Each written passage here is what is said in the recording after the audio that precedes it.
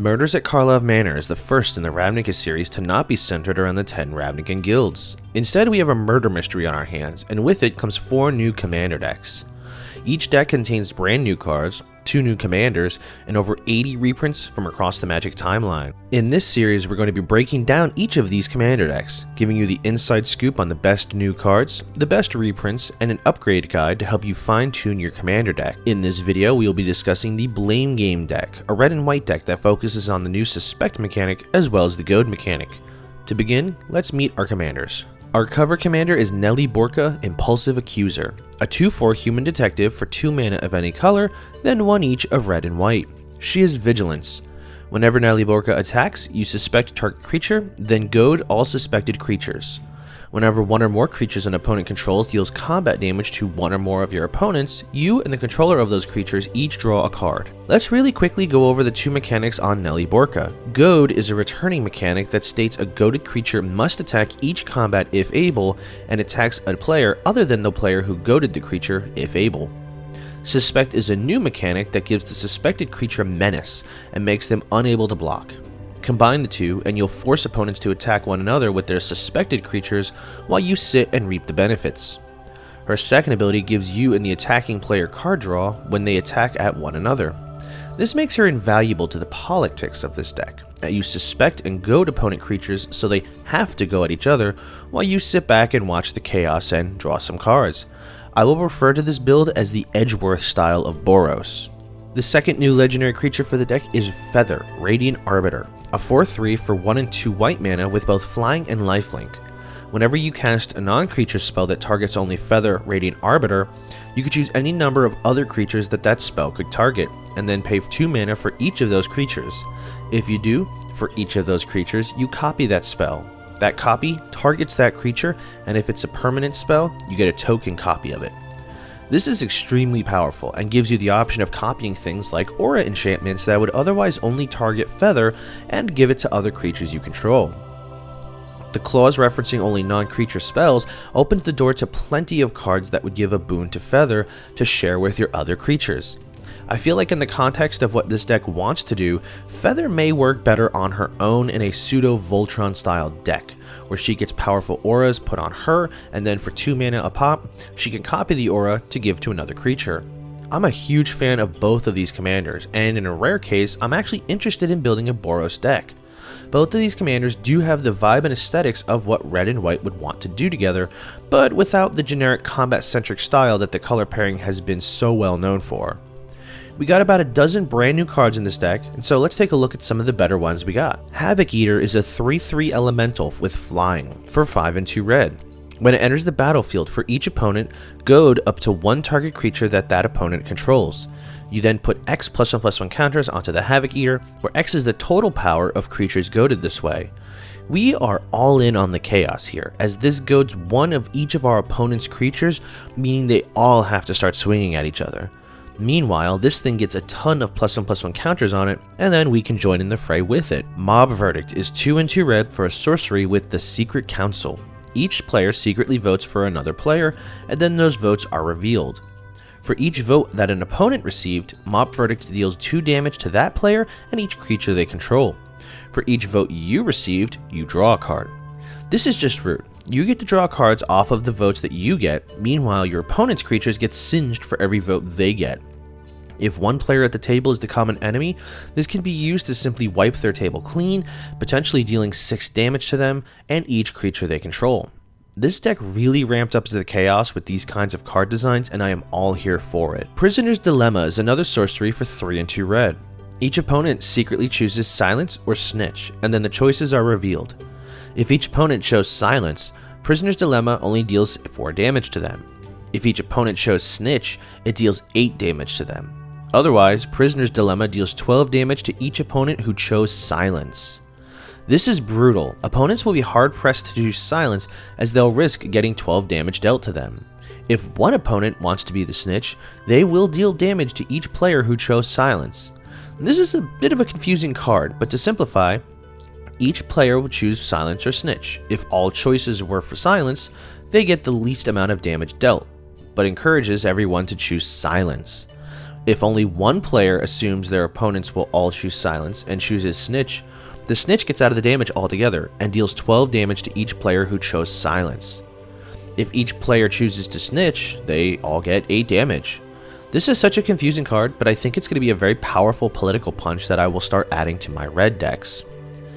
Take the Bait is 2 and 1 each of red and white for an instant. You can only cast this during an opponent's combat step. You prevent all combat damage that would be dealt to you and planeswalkers you control this turn. You then untap all attacking creatures and goad them. Then, after this phase ends, there is an additional combat phase. Basically, you tell the opponent who is swinging at you, nice try, but try again, and insist that they go elsewhere with their attacking creatures. This plays in so well with the chaos politics of this deck, and if your commander is out, you're then going to start getting some card draw for them swinging at opponents. Hot Pursuit is a 2-drop enchantment for 1 and 1 red. When it enters the battlefield, you suspect a target creature that an opponent controls. As long as Hot Pursuit is on the battlefield, that creature is also goaded.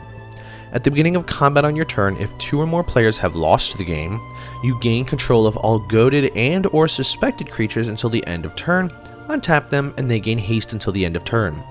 This is very similar to Insurrection, where you can steal your opponent's creatures. The first ability is very relevant to your commander, as you have another means to suspect and goad opponent's creatures. The second ability gives late game relevance to your suspecting and goading shenanigans, as you can simply steal all the creatures to finish off the last player standing. I would almost consider this as a win condition, as if you've played Kingmaker during most of the game and have only one opponent left, with most of their creatures either suspected or goaded at this point, you can just yoink them and then kill them with their own creatures. I love the rudeness level of this deck, but aside from all these new cards, we got a few returning faces that are worth mentioning. Brash Taunter is very reminiscent of Stuffy Doll, who is a powerhouse in retaliation damage. This 1/1 is indestructible, and whenever it's dealt damage, it deals that much damage to target opponent. You can also pay 3 and tap it to have the Brash Taunter fight another target creature. This is literally a magic cylinder on legs, and what makes it great in this deck is that opponents will want to take you out with what few creatures that you leave ungoaded. Put this in front of them, and not only will they be chumped blocked by this snarky little gobbo, but they'll take the damage that was meant for you. This deck ideally won't have to worry too much about blockers, but this is definitely one that you'll want to hold up as a blocker. Gisela, Blade of Gold Knight, is looking a lot less like an Eldrazi these days. Hopefully nothing bad ever happens to her in the future. She is a 5/5 with flying and first strike. When an opponent or one of their permanents would take damage, they take double that damage. If a source would deal damage to you or your permanents, you have that damage. Again, this deck wants opponents to stay off our lawn and go kill each other. This is a great incentive, as your opponents will have to work twice as hard to take us out with Gisela in play, and have to work half as hard to take each other out. Remember kids, work smarter, not harder. Selfless Squire is back, a 1/1 with flash for 4 mana. When it enters the battlefield, you prevent all damage that would be dealt to you this turn. When damage that would be dealt to you is prevented, you put that many +1/+1 counters onto the Selfless Squire. This is basically Karibo for this deck. If an opponent has an Alpha Strike, you drop this, that damage then goes down to 0, and any damage that you would have taken is then converted into +1/+1 counters for the Squire. It's important to note that this also synergizes with the aforementioned Gisela, as the damage you or your permanents would be taking being halved is actually considered prevented damage, and then would give more counters to the Squire. Disrupt Decorum is back, a very cute 4-mana sorcery that goads all creatures you don't control. This means any creature that's in play when this resolved has to attack another player next combat if able. This is such a cornerstone in a Goad deck, as you'll be drawing a card for each opponent's turn as long as you control your commander, and likely have the turn cycle return to you with a ton of damage put onto your opponents. Spectacular Showdown is probably my favorite reprint in the deck. For 2 mana, you could put a double strike counter onto a target creature, and then you goad any creature that was given a double strike counter this way. But for 7 mana, you can overload it, and then give every creature a double strike counter, and therefore goad every creature. This is a win con in this deck, or at least as close to one as it doesn't matter. Goading every creature means a lot of damage is going to be swung at the opponents, but then giving them double strike on top of that is going to ensure that that damage becomes lethal quickly. Comeuppance is a 4-mana instant. It prevents all damage that would be dealt to you and planeswalkers you control this turn by sources you don't control. If damage from a creature source is prevented this way, Comeuppance deals that much damage to that creature. If damage from a non-creature source is prevented this way, Comeuppance deals that much damage to the source's controller. This is basically Mirror Force. I'm not sure why we're doing so many Yu-Gi-Oh references in this video, but, you know, there you go. Your opponent's creatures that are swinging at you will likely die from having the damage being redirected into them, and if your opponent has a burn spell, they'll end up burning themselves. Bloodthirsty Blade is a 2-drop artifact equipment. It gives the equipped creature +2/+0 and is goaded. You can pay 1 mana to attach the Bloodthirsty Blade to a target creature your opponent controls, but only at sorcery speed. This is a fun piece of equipment that will goad the equipped creature indefinitely, so as long as it's equipped, it will make for a lot of fun as you move this to other creatures on a whim. So now we have our deck, but we want to improve the way the deck functions. The Precon deck retails for $45 give or take, and so we want to start improving the deck for substantially less. I'm going to impose a budget of $20, which makes us have 10 cards in and 10 cards out. Very simple. Starting off, we have Baloth Baratil, Entertainer, a 2/5 Elf Shaman for 5 mana. Creatures your opponents control with power less than Baloth's power are goaded. Whenever a goading, attacking, or blocking creature dies, you create a treasure token. This is tremendous value and a much more consistent means to goad creatures. If you can pump up Baloth's power by just enough that it covers the majority of creatures in play, it will ensure all creatures remain goaded and have to attack opponents. Then, when all those goaded creatures die in combat, as they will inevitably do so, we get treasure tokens. Bothersome Quasit is a 3/2 for 3 mana with Menace. Goaded creatures your opponents control cannot block. Whenever you cast a non-creature spell, goad target creature an opponent controls. This is great to ensure that you can swing at your opponents, and should their board be largely goaded, they'll be less likely to be able to block your creatures. This also gives us another way to goad creatures. Champions of Minas Tirith is a 4/6 human soldier for 6 mana. When it enters the battlefield, you become the Monarch. At the beginning of combat on each opponent's turn, if you're the Monarch, they may pay X mana, where X is the number of cards in their hand. If they don't, they can't attack you this combat. This adds another layer of protection to you, beyond any goading shenanigans, and gives you the Monarch mechanic that will make it even harder to deal with you. And on top of their goaded creatures, they'll have to pay mana based on their hand size just to be able to consider you as an attack target. Death Kiss is a 5/5 Beholder for 6 mana. Whenever a creature an opponent controls attacks one of your opponents, double its power until the end of turn. You can pay X twice and in red to make Death Kiss Monstrous X. That puts X 1/1 counters on Death Kiss and it becomes monstrous. When it does become monstrous, you goad up to X target creatures your opponents control. I'm not so much running this as a means to goad creatures as I'm utilizing the power doubling fun, though the goad mechanic will still become relevant every now and then. Considering how many creatures our opponents control will be goaded and therefore swinging at each other, this will make them all larger and hopefully help take each other out much quicker. Firemane Commando is an angel soldier for 4 mana with flying. Whenever you attack with 2 or more creatures, draw a card. Whenever an opponent attacks with 2 or more creatures, they draw a card if none of those creatures attacked you. This is perhaps the most group huggy card this deck will get in, as it benefits their opponents only if they choose not to attack you. Political games are hard to succeed at in Commander, and this deck does do a good job of manipulating opponents' creatures to not attack at us. This is additional insurance to keep them off our lawn. Geode Rager is a 4/3 elemental with first strike for 6 mana. It has a landfall trigger that goads each creature target player controls. This is a very easy to trigger ability, but it goading an entire player's board is going to be extremely good value for us. Komenu Battle Armor is a 2/2 equipment dog with Menace for 3 mana. The equipped creature gets +2/+2 and Menace. Whenever Komenu or the equipped creature deals combat damage to a player, you goad each creature that player controls. You can also pay 4 to reconfigure this creature into an equipment attached to target creature or return it to the battlefield as a creature. This is an interesting way to goad an entire board state, and you can give Menace to something to ensure that that damage gets through. We have some ability to prevent blocking, and with how often opponents' creatures will have to attack and therefore be tapped, this should be no issue in getting damage in. Life of the Party is a fun little tech for 4 mana. We get a 0/1 with first strike, trample, and haste. Whenever it attacks, it gets +X+0 until the end of turn, where X is the number of creatures we control.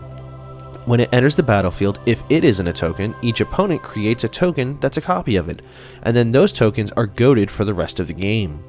This gives opponents a creature that has to attack, and it gets bigger the more creatures that they put into play. Taunt from the Rampart is 5 mana for a sorcery. Goad all creatures your opponents control. Until your next turn, those creatures can't block. This is great to close out games, as your opponent's creatures can't block you, and they have to attack a player other than you. Last is a piece of tech that I just wanted to include for funsies, Light Mind Field, a 4 mana enchantment. Whenever one or more creatures attack, Light Mind Field deals damage to each of those creatures equal to the number of attacking creatures. This does in some ways discourage attacking, but it also might serve as a good means to clear off opponents' creatures. If they're all goaded, it might damage them and kill off quite a few of them, clearing the way for you to come in, hopefully with fewer creatures to help pick off your opponents. So we have our 10 cards to help us focus more on the goading shenanigans. Let's now go over the 10 cards to cut from the deck to make space. Ancient Stone Idol is a 12/12 golem that you can flash out to defend yourself, and then when it dies you get a 6/12 construct with trample. I'm really not a fan of this, especially considering that it could only theoretically block one creature. Ideally, you'll only need to block one creature, so I'm not entirely sure if I'd want this to be the thing blocking it. It's so much mana to put into play, even with a few creatures attacking to make this cheaper to cast, so I'm going to cut it. Angel of the Ruins is a 5/7 for 7 mana with flying, and when it enters the battlefield, it exiles up to 2 target artifacts or enchantments. It also has Plane Cycling for 2, which lets you pitch it to tutor for a Planes card. It's removal, and it's potentially land tutoring, but I'm not entirely sure if I'd want it on such a clunky creature. This deck, even with its chaos ensuing devices, it wants a lower mana curve, and so I would feel bad sitting on this in my hand for several turns if I've struggled to get the mana up to cast it. Feather Rating Arbiter, as we mentioned before, is much more better off in her own deck doing her own thing.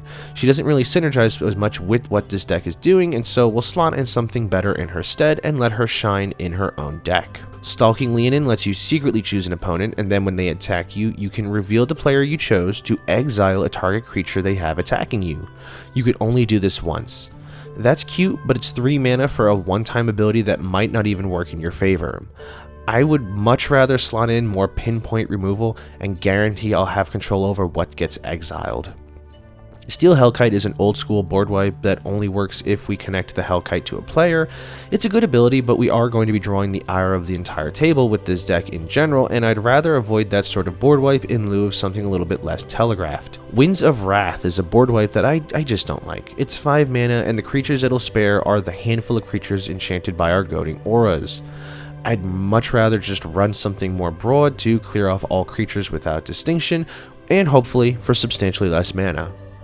Keeper of the Accord gives us a token on each of our opponent's end step if they control more creatures than us, and then if they control more lands than us, we tutor for a land. This is a very good card, but I genuinely don't want to run something that's going to put even more of a target on our head. I'm also very much on the fence with this, so if you think I'm wrong in removing this deck, I absolutely get wanting to keep this in. Gideon's Sacrifice is just a card I'm not a fan of. It synergizes very nicely with the Goblin Magic Cylinder, but I feel like we're not going to be attacked much once our strategy gets going, and so having this sort of trick up our sleeve will likely result in it just sitting in our hand for longer than it needs to. Elspeth, Sun's Champion, is just clunky. I get that it gives us board presence and it clears off bigger creatures, but the goal we're aiming for is to have those large creatures attack at opponents other than us, and keeping them preoccupied for us to pick off opponents. Ransom Note, I am so sorry this is on the list of cuts. I'm not a fan at all of this card, though I haven't tested it a whole ton. It does a lot of stuff, but the fact its ability is only usable once without recursion makes me think it just doesn't do enough. It can goad a creature once. Goading only lasts until our next turn in most cases, and so one turn's worth of an ability really just doesn't cut it. But anyway, that's going to wrap up our discussion of the Blame Game deck. I really do look forward to tinkering more with this deck and seeing what sort of things we can put together from here. I genuinely love the goading mechanic combined with the suspect protection, as it enables all sorts of table chaos and shenanigans, and I'd really like to see where this deck goes. Do you have suggestions for additional add-ins or cuts to the deck that we didn't discuss? Let's reconvene in the comments section below and come back with a verdict. If you enjoyed this video, likes and shares are among the best ways to support the channel. If you're new here, feel free to subscribe to never miss another video. And as always, I appreciate you hanging out with me here today, and I'll catch you all next video.